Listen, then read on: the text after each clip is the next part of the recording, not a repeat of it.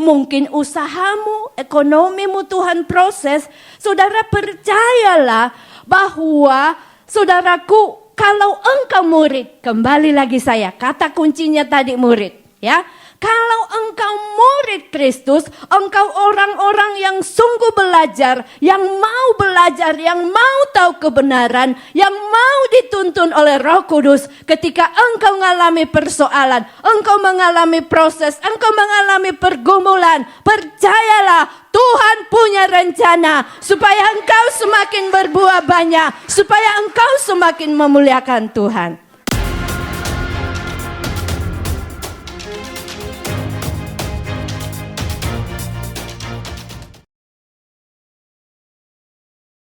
Shalom keluarga ilahi. Wow, luar biasa. Bersyukur kepada Tuhan saudara. Kita masih ada sampai hari ini semua karena kebaikan Tuhan. Kita duduk, kita bisa sehat ya. Semua karena anugerah Tuhan. Bukankah hari ini ada banyak orang mungkin yang ada di luar yang tidak bisa bangun, tidak bisa berjalan, tidak bisa menikmati ya udara, ya saudaraku yang dengan bebas. Tapi saudara dan saya hari ini, kita semua ada dalam keadaan yang luar biasa. Semua karena siapa? Tuhan Yesus. Sekali lagi tepuk tangan buat Dia. Haleluya. Nah saudara, hari ini kita mau belajar ya, tentu kita masih terus saudaraku berada di dalam visi yang daripada Tuhan, di mana kita semua adalah umat-umat yang dipersiapkan untuk menjadi murid-murid yang sejati. Amin. Murid yang sungguh-sungguh saudaraku kepada Tuhan. Karena saudaraku yang akan masuk surga adalah murid. Amin saudara. Ya, saudara jangan mau dikecoh dengan pengajaran yang berkata yang penting percaya Yesus pasti masuk surga. Ya, apa bilang ya? Tuhan Yesus bilang kerjakan keselamatanmu. Amin. Iya, waktu kita pertama mengaku Yesus sebagai Tuhan dan Juru Selamat, rohmu betul 100% selamat. Tetapi saudaraku, jiwamu belum. Ya, oleh karena itu firman Tuhan terus berkata, kerjakan keselamatanmu. Ya, kita terus memperbaharui budi kita. Ya, sehingga saudaraku kita boleh saudaraku masuk di dalam keselamatan. Ya, saudaraku di dalam pengajaran kita di GBI, kita mengenal ada 3 ya tahapan untuk kita mengalami keselamatan. Ya, yang pertama kita masuk yang namanya justification, pembenaran. Itu tadi waktu Anda terima Yesus sebagai Tuhan Juru Selamat, engkau mengakui Dia dan engkau menyerahkan hidupmu kepada Dia. Wah, itulah saudara dibenarkan. Itu justification. Dan kedua kita masuk dalam masa pengudusan, yaitu sanctification. Di mana saudara di situ kita terus menyerahkan hidup kita dipimpin, dituntun oleh Roh Kudus.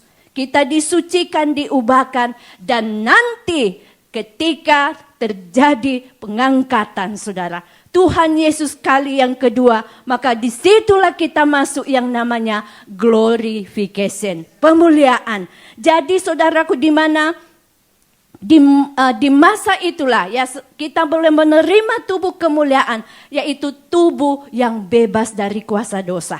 Nah, jadi selama kita masih ada saat ini, tidak ada, makanya saya sering ngomong, selama kita masih ada di dalam tubuh jasmani seperti begini, belum masuk dalam tubuh kemuliaan, kita tidak ada yang kebal dengan dosa. Nanti kalau kita sudah diubah seperti tubuhnya Tuhan Yesus waktu Dia bangkit dari kematian saudara, disitulah kita menerima yang namanya tubuh kemuliaan, glorification. Artinya tidak ada lagi dosa di dalam hidup kita. Tidak ada lagi kuasa dosa dalam hidup saudara dan saya. Nah, saudaraku, kita mau terus belajar hari-hari ini. Dan saudaraku, saya akan membagikan kepada kita semua dengan tema murid yang dibersihkan dan dimurnikan. Amin. Ada berapa murid Tuhan di tempat ini? Wah, baru sedikit. Berarti yang siap masuk surga ini baru sedikit. Karena tadi kan aku udah ngomong, yang akan masuk surga adalah murid. Tapi enggak apa-apa. Saya percaya kalau saudara boleh duduk mendengar apa yang saya akan bagikan, Tuhan sayang sama saudara dan saya. Amin. Supaya kita bisa berubah, supaya kita terus memperbaiki hidup kita karena masih ada kesempatan. Cuma saudaraku, saya ingatkan, kedatangan Tuhan yang kedua kali tiba-tiba. Kita satu pun tidak ada yang tahu. Jadi saudaraku, usahakan jangan ditunda-tunda untuk bertobat. Amin. Amin. Oke saudara, kita baca firman Tuhan saudara bersama-sama. Ya, saudaraku. Nah, murid Kristus, kita lihat dulu. Siapakah murid Kristus? Ya, murid Kristus adalah orang-orang yang sudah mengambil keputusannya, mengalami kelahiran baru. Ya, serta mengambil keputusan untuk terus belajar, ya, dan diajar oleh Sang Guru Agung melalui Tuhan Yesus dan melalui tuntunan Roh Kudus dan firman-Nya. Jadi ini yang namanya murid Kristus. Jadi sekalipun rajin datang ibadah saudara ya, tapi tidak mau dituntun oleh Roh Kudus. Apakah itu sudah murid? Belum, namanya kan kita murid Kristus. Nah berarti kita murid kalau saudara jadi muridnya. Contoh lah, ini contoh saja, muridnya saya. Berarti gurunya saya dong ya. Dan saudara harus belajarnya sama saya. Saudara mau saya ajar, itu namanya murid saya. Kalau kita mengaku murid Kristus, artinya kita orang-orang yang mau belajar sama Yesus. Betul nggak? Dan kita mau diajar oleh Yesus. Oleh karena itu saudaraku di sini, biar saudara dan saya ini ya, kita ya tidak sekedar jadi murid. Ya apalagi kalau ditanya kamu muridnya siapa? Nggak tahu tuh gurunya siapa. Siapa yang mau bertanggung jawab. Tapi kalau kita benar-benar menjadikan Yesus guru agung dalam hidup, pasti dengar-dengaran firman-Nya. Amin.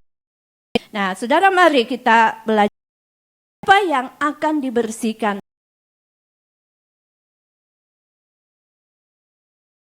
Setiap kita orang percaya masuk dalam masa pembersih dan pemurnian Tuhan. Nah, saudaraku di sini, oleh karena itu saudaraku, ya, yang akan dibersihkan di sini semua level, ya. Yang akan dibersihkan dan dimurnikan semua level.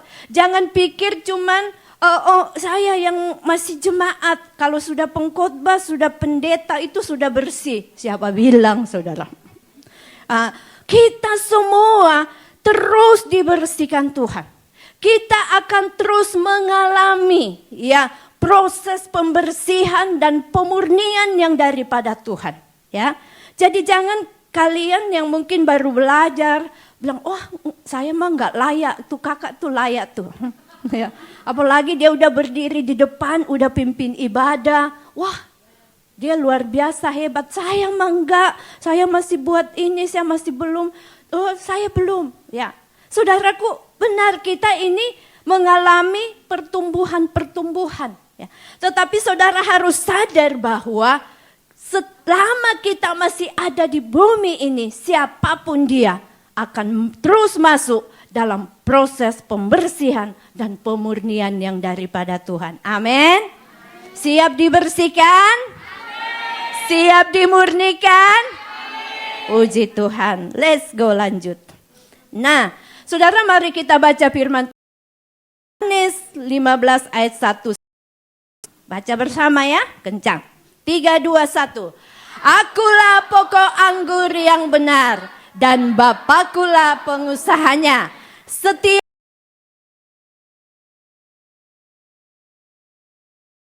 dan setiap ranting yang berbuah dibersihkannya supaya ia lebih banyak berbuah. Amin. Saudara, ranting yang tidak berbuah diapain sama Tuhan?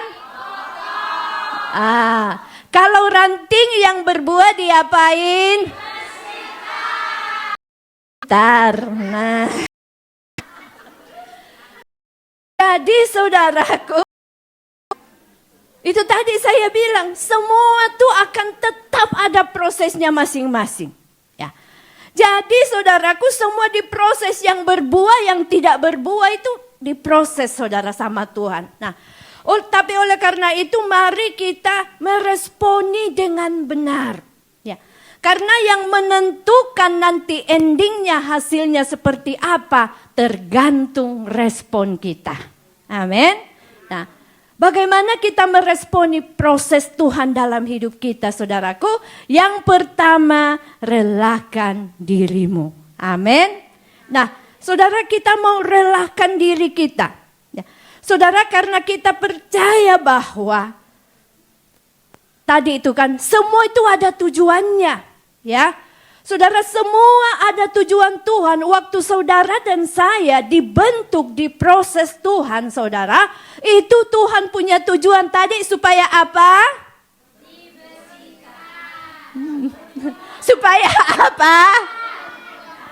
Iya, supaya lebih banyak Nah, asik kan? Jadi waktu Tuhan proses saudara, saudara harus ngerti benar bahwa tujuannya itu baik. Supaya saudara lebih banyak menghasilkan buah.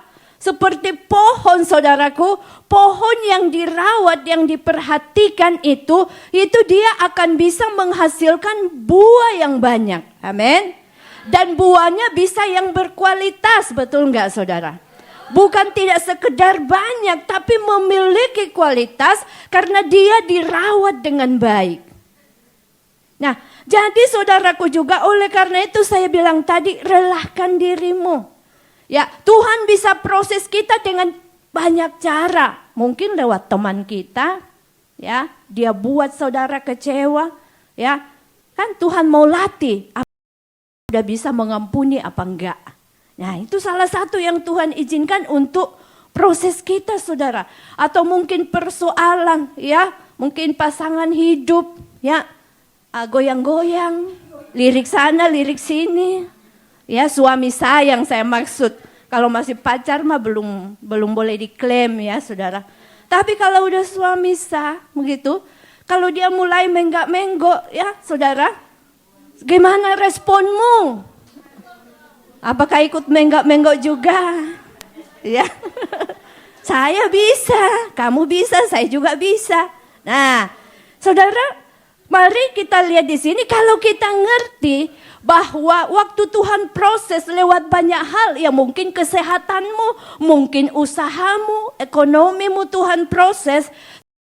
Percayalah bahwa kalau engkau murid, kata kuncinya tadi murid, ya. Engkau murid Kristus, engkau yang sungguh belajar, yang mau belajar, yang mau tahu kebenaran, yang mau dituntun oleh Roh Kudus. Ketika engkau mengalami persoalan, engkau mengalami proses, engkau mengalami pergumulan, percayalah Tuhan punya rencana supaya engkau semakin berbuah banyak, supaya engkau semakin memuliakan Tuhan. Amin, saudara, ya. Oleh karena itu, relakan dirimu, jangan memberontak, saudara. Jangan marah, jangan kecewa, jangan. Saudara, pahit hati itu kan nggak ngerti, sudah enak dia kesana kemari. Saudara, makan hati jadinya apa? Tulang kering. Rugi sendiri kan. Nah, oleh karena itu mari relakan. Ya, relakan. Tuhan lakukan apa yang Tuhan anggap baik dalam hidupku. Suka-sukamu Tuhan. Amin. Nah, saudaraku, jangan salahin orang, jangan salahin keadaan, apalagi salahkan Tuhan.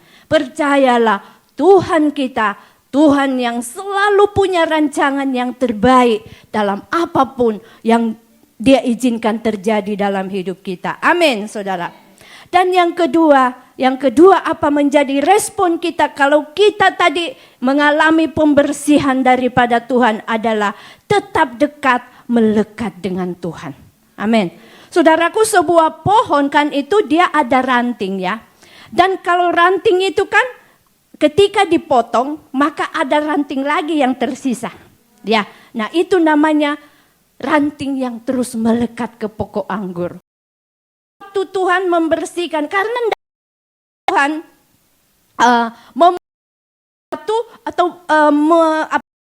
membersihkan sesuatu dari hidup kita baik, saudara. Ya, yang nggak baik, ya. Nah, seperti pohon karu kan mending dipotong aja. Pemandangan, ya kan? Juga kan itu bisa menghalangi di situ yang seharusnya semuanya masuk di keranting yang masih melekat kepada pohon tadi. Nah, oleh karena itu, saudaraku, ketika Tuhan membersihkan kita, ya, mungkin masih ada. Kita kadang kan kita merasa, oh aku kok sudah mengampuni ya. Tapi sebenarnya belum. Tuhan kan yang tahu segalanya sampai kedalaman hati kita. Ya, sehingga dia izinkan lagi proses datang. Dia mau lihat sampai di mana kita benar-benar sudah mengampuni. Nah, saudara, jadi waktu kita ngalami itu, jangan lari saudara dari Tuhan. Jangan lari dari pokok anggur yaitu Tuhan Yesus. Tetaplah melekat sama Dia. Amin. Karena saya percaya bahwa orang yang dalam kesusahan, dalam penderitaan apapun, ketika dia tetap berpegang pada Tuhan, pasti dia akan ada kekuatan baru. Amin. Oleh karena itu, saudaraku, mari ya kita mau tetap dekat dengan Tuhan, tetap melekat dengan Tuhan, sekalipun proses itu datang dalam kehidupan kita. Saya tahu yang namanya dibersihkan, ya. Pohon aja kalau bisa mungkin dia mau teriak kan. Ting lagi segala macam. Pohon tuh enggak pakai tisu, saudara. Enggak pakai tisu basah dilap-lap. Enggak, gunting, ya kan. Yang gede lagi waduh saudara, dibabat, sakit memang. Ya, tapi kalau kita mau menyerahkan hidup kita mau tetap berkata, Tuhan, apapun yang Tuhan izinkan, aku tetap mengasihimu. Aku tetap mengikut Engkau, Tuhan. Aku mau tetap melekat kepadamu. Maka saudara nanti akan lihat akhir dari prosesmu itu seperti apa. Tetapi kalau kita lari dari proses, saya tahu di sini ada banyak contoh yang pernah lari dari proses. Tapi puji Tuhan, semua dibawa Tuhan kembali. Kalau kalian mau tahu, tanya dia gimana rasanya waktu lari-lari di luar. Ya. Tapi yang gak pernah lari jangan coba-coba ya. Coba dulu kira-kira gimana. Saudaraku, kasih karunia sama saudara ya.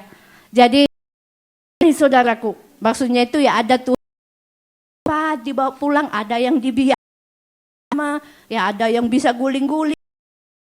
Ya, jangan coba-coba saudara. Nah, jadi intinya di sini mari tetap kita dekat, melekat sama Tuhan. Amin. Izinkan Tuhan terus mengerjakan, membersihkan hidup saudara dan saya dari segala apapun yang tidak berkenan di hadapannya. Amin. Nah, saudara, seperti firman Tuhan dalam Yohanes 15 ayat 4 berkata, tinggallah di dalam aku dan 1, 2, 3. Tinggallah di dalam aku dan aku di dalam kamu. Sama seperti ranting tidak dapat berbuah dari dirinya sendiri kalau ia tidak tinggal pada pokok anggur. Demikian juga kamu tidak berbuah jikalau kamu tidak tinggal di dalam aku. Amin. Jadi saudaraku, pohon itu saudaraku yang diharapkan dari sebuah pohon adalah buah. Ya, saudara, oleh karena itu saudara dan saya diibaratkan juga kita ya sebagai ranting-ranting yang akan mengeluarkan buah. Teruslah tinggal di dalam firman karena saya percaya ketika kita tidak melekat sama Tuhan, kita jauh daripada firman, apalagi kita nggak percaya firman, kita tidak akan bisa berbuah untuk kemuliaan Tuhan. Bisa berbuah, tapi bisa berbuah untuk hal yang jelek, hal yang negatif. Tetapi orang-orang yang melekat sama Tuhan, yang mau dituntun Roh Kudus, bukan berarti ketika kita melekat sama Tuhan, kita nggak pernah gagal lagi, kita nggak bisa buat salah lagi. Saudaraku, sekali lagi, di dalam tubuh kita ini, kita belum memiliki tubuh kemuliaan. Kita masih bisa, saudaraku. Tapi waktu kita jatuh dalam dosa, waktu kita melakukan dosa, ada Roh Kudus ingatkan kita, dan kita dengar-dengaran sama Roh Kudus. Amin. Nah, amin saudara, puji Tuhan. Apa dampaknya? Kita akan belajar. Pasti ada dampaknya saudara. Bagi orang-orang tadi yang mau, saudaraku tadi ya, dia terus melekat sama Tuhan. Yang pertama di sini adalah hidup kita semakin produktif. Amin. Firman-Nya dalam Yohanes 15 ayat 5. Akulah pokok anggur dan kamulah ranting-rantingnya. Barang siapa tinggal di dalam aku dan aku di dalam dia, ia berbuah banyak, sebab di luar aku kamu tidak dapat berbuat apa-apa. Kembali lagi di sini dikatakan, saudaraku, kita akan berbuah banyak. Amin. Jadi tidak hanya satu buah yang akan keluar dari hidup saudara dan saya, tetapi akan berbuah-buah saudara. Dan akan itu semakin hidup kita akan semakin berdampak lagi. Nah, haleluya. Yang pertama, buah apa yang akan keluar saudaraku dari hidup kita ketika tadi ya kita mau relakan diri kita terus melekat kepada pokok anggur, yaitu hidup kita semakin produktif yang menghasilkan yang pertama ada buah pertobatan. Amin saudara. Matius 3 ayat 8 berkata, jadi hasilkanlah buah yang sesuai dengan pertobatan. Nah, jadi pertobatan ini berbicara saudaraku seperti kepompong berubah menjadi kupu-kupu. Nah, tapi saudaraku untuk kita masuk dalam sebuah pertobatan ini, tidak dari luar ke dalam, tapi harus dari dalam keluar. Ya, makanya itu saudara kalau kalian belajar di Kom 100 ya, kok pertobatan itu dikatakan metanoia. Pertobatan itu berbicara perubahan, meta berubah. Saudara kalau pernah belajar di IPA, kalian akan belajarkan yang namanya metamorfosis. Ya. Nah, seperti itu. Jadi saudaraku yang berubah dulu pikiran kita. Ya, Roma 12 ayat 12 kalau nggak salah berkata, berubahlah oleh pembaharuan budimu, supaya kamu dapat mengetahui manakah kehendak Allah. Ya, yang baik, yang berkenan kepada Tuhan. Nah, jadi saudaraku pertobatan, buah pertobatan ini saudara dimulai dari berubahnya dulu pola pikir kita. Saya percaya ketika pola pikir kita berubah saudaraku, maka itu akan diikuti oleh perbuatan kita. Nah, jadi pertobatan tidak sekedar berubah perbuatan. Karena ada orang, misalnya contoh ya, saya sering pakai contoh, misalnya orang merokok kan. Dulu itu dia perokok berat, terus Anda ketemu dia udah gak merokok kan. Jangan langsung bilang, udah bertobat dia loh. Buktinya dia udah gak merokok lagi. Belum tentu, mungkin dia gak punya uang beli rokok. Iya, saudara, atau mungkin saudara, dulu saudara ya, kalau lagi marah sama teman, saudara ambil speaker teriak, wah kencang wah, supaya semua orang dengar. Enggak kak, aku udah bertobat, soalnya di Hong Kong gak boleh pakai speaker, pengeras suara. Tapi sekarang kak, aku pakai speaker unlimited. Unlimited jangkauannya. Ada yang meng apa yang saya maksud? Kasih masuk di status. Paham gak? Kan itu semua dengarkan. Sampai di ujung-ujung bumi, bahkan orang dalam gua pun. Kalau dia online, dia dengar apa yang terjadi. Ya, dulu ya, jadi saudara, karena saya kan sering tuh kalau ada yang cerita ke saya tanya dia, Kamu dengar dari mana? Itu loh Kak, dikasih naik di status. Nah, jadi saudara jangan pikir aku udah tobat Kak. Soalnya kan aku sudah enggak teriak-teriak lagi. Saya bilang tobatnya gimana? Ya, sudah masuk di status. Nah, itu tobat apa enggak? Tapi yang dimaksud tobat saudara, kita seperti pohon mangga. Pohon mangga, waktu Anda lempar pakai batu, dia lempar Anda balik mangga muda. Itu bertobat. Jadi bukan kita nggak lempar balik, ya.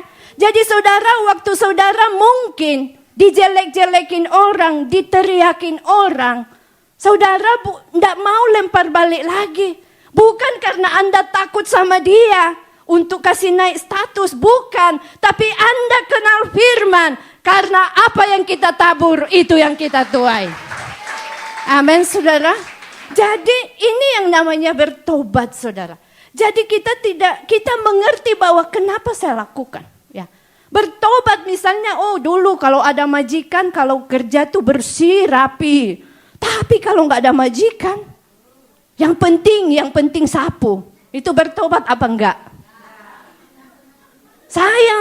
Tapi orang yang akan bertobat, ada majikan, tidak ada majikan, saya kerja yang benar karena mata Tuhan ada di mana-mana. Itu baru bertobat. Amin. Jadi bertobat dari pikiran kita.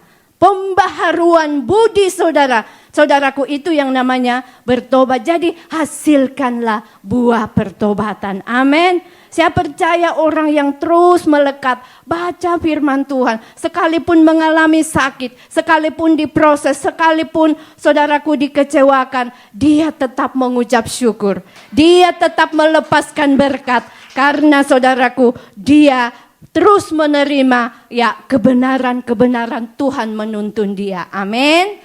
Nah, jadi mari saudara ya, kita hasilkan bersama-sama buah pertobatan. Nah, mari saudara kita mau lihat, kita mau tinggalkan setiap perbuatan daging saudara ya.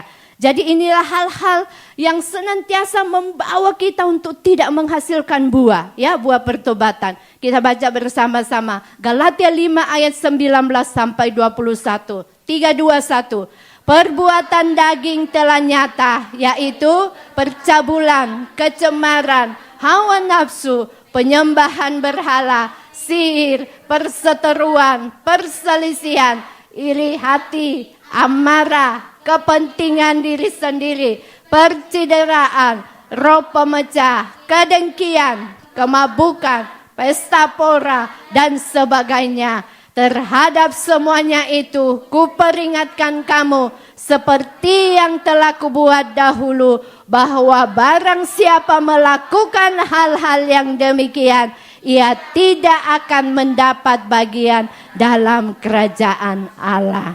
Wow. Jadi mari saudaraku, kita mau bertobat daripada keinginan-keinginan daging. Amin. Kita mau hasilkan buah pertobatan kita. Kita mau sudah mengalami perubahan dari kepompong yang menjijikkan, yang menyusahkan orang, menjadi kupu-kupu yang menyenangkan, membawa sukacita dimanapun kita berada. Amin. Amin. Puji Tuhan. Nah, saudaraku, kita teruskan. Apalagi buah yang kita hasilkan, tadi kan supaya kamu lebih banyak berbuah, kita akan menghasilkan buah roh dalam kehidupan kita. Orang yang terus melekat dengan Tuhan, saya sangat percaya bahwa dia akan menghasilkan buah-buah roh. Galatia 5 ayat 22 sampai 23. Tetapi buah roh ialah kasih, sukacita, damai sejahtera, kesabaran, kemurahan, kebaikan, kesetiaan, kelemah lembutan, penguasaan diri. Tidak ada hukum yang menentang hal-hal itu. Amin. Saya percaya orang yang terus saudaraku membangun hubungan Tuhan, membangun hubungan dengan Tuhan, intim dengan Roh Kudus, akan menghasilkan buah-buah roh. Amin. Saudara rindu? Amin. Oleh karena itu, teruslah melekat dengan Tuhan. Dan izinkan Tuhan memotong semua tadi kedagingan-kedagingan saudara, ya, yang tidak memuliakan Tuhan. Biar itu dibersihkan supaya kita lebih banyak lagi berbuah. Amin. Dan yang berikutnya kita menghasilkan buah. Yang ketiga adalah buah pelayanan. Haleluya. Nah, kita buah pelayanan ini sama artinya dengan kita melahirkan murid, saudara. Kolose 1 ayat 9 sampai 10. Sebab itu sejak waktu kami mendengarnya, kami tiada berhenti-henti berdoa untuk kamu. Kami meminta supaya kamu menerima segala hikmat dan pengertian yang benar untuk mengetahui kehendak Tuhan dengan sempurna, sehingga hidupmu layak di hadapannya, serta berkenan kepadanya dalam segala hal. Dan kamu memberi buah dalam segala pekerjaan yang baik, dan bertumbuh dalam pengetahuan yang benar tentang Allah. Saudaraku, ini ungkapan Rasul Paulus, ya, kepada jemaat di Kolose, kepada murid-murid yang dibawa penggembalaan dia, orang-orang yang dimentor, mereka, saudaraku, bertumbuh, ya, mereka dipakai Tuhan untuk apa? Memperlebar kerajaan Allah. Oleh karena itu, saudaraku, mari setiap kita melahirkan murid. Amin. Biar ada buah-buah pelayanan. Ya, contoh mungkin saudara punya teman. Dulu temanmu ini suka lari-lari, kadang mau ibadah, kadang enggak. Tapi saudara tekun setia, bahkan saudara jemput dia, antar dia, ya, temani dia. Akhirnya lama kelamaan dia berakar, dia bertumbuh, dan dia boleh melayani Tuhan, sungguh-sungguh sama Tuhan. Itulah salah satu contoh buah pelayananmu. Amin. Para pengurusku, para gembala, kalau ada anggota yang sudah siap untuk diutus jadi sekretaris, jangan ditahan, sayang. Nanti jumlah berkurang. Ya, nanti gimana kul saya? Saudara, ayo. Ya, ini saya ngomong ini karena saya pernah punya pengalaman. Saya kan pernah jadi pendidik, saudara. Dan memang ada gembala kul. Saya bilang ini anak nih sudah waktunya, saya lihat dia punya potensi, kebetulan di kul sebelah butuh sekretaris, ayo diutus. Dia nggak mau, saudara. Saudara, ini mari, ya, jadi jangan bangga kalau anggota kulmu, puji Tuhan semua anggota kul saya setia sudah bertahun-tahun, tetap sama. Tapi kalau mereka nggak bertumbuh, gimana? Apa saudara? Ya, jangan sampai kita kan tadi hasilkan buah pelayanan. Artinya orang-orang yang di bawah kita, yang kita pimpin, yang kita mentor, pastikan mereka bertumbuh. Amin. Dewasa itu buah pelayananmu. Ya. Jadi jangan sampai anggota kul sudah lama di kul, sudah bertahun-tahun, disuruh doa belum bisa, belum rajin baca Alkitab. Pertanyaan saya, apakah pemuritan berjalan apa enggak? Nah, oleh karena itu mari kita berlomba-lomba menghasilkan buah pelayanan. Amin. Gembala melahirkan sekretaris. Sekretaris bangkitkan lagi anggota-anggota kul yang bisa jadi pemimpin. Amin, ya. Jadi hasilkan buah pelayanan dalam setiap kehidupan kita. Saya senang kalau ada gembala kul menghadap. Kakak udah rencana mau pulang. Terus saya tanya, siapa yang gantikan kamu? Ini kak. Wah, lebih bangga lagi saya kalau dia ngomong 1, 2, 3. Bisa semua. Ini pemuritan jalan. Amin, tepuk tangan buat Tuhan. Jadi hasilkan buah-buah pelayanan dalam hidup kita. Jangan pikir adik-adikku yang belum pelayan jemaat, saya kan belum pelayan. Bagaimana saya menghasilkan buah pelayanan? Ayo ajak teman-temanmu yang masih lari-lari untuk tekun di dalam kul. Itulah buah pelayananmu. Amin. Ajak teman-temanmu masuk dalam menara doa. Itulah buah pelayananmu. Ketika ada orang yang mau sungguh-sungguh sama Tuhan lewat hidup kita, itu buah-buah pelayanan. Amin. Kembali lagi bukan karena kita, tapi Roh Kudus yang menolong, Roh Kudus yang bekerja melalui kita. Amin, saudara. Nah, kita lanjut, saudara ya. Jadi, saudaraku, kita akan menghasilkan banyak buah, ya. Tadi ada buah pertobatan, saudaraku ya. Ada buah pelayanan di dalam hidup kita, ada buah-buah roh. Dan dampaknya, saudaraku, yang luar biasa ketika kita terus berbuah adalah apa? Hidup kita tidak sia-sia. Amin.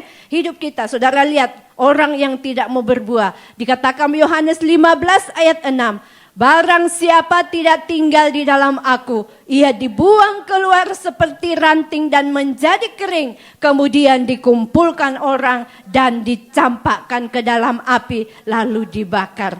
Sayang saudaraku ya, hidup kita sia-sia. Jangan sampai saudara, kita capek-capek pelayanan pagi ya, sudah di gereja. Bahkan dia terakhir tutup pintu. Tapi kalau saudara tidak mau dibersihkan, tidak mau dipotong tadi yang membuat sesuatu tidak berkenan di hadapan Tuhan, firman Tuhan berkata itu sia-sia. Mau? Nggak mau kan?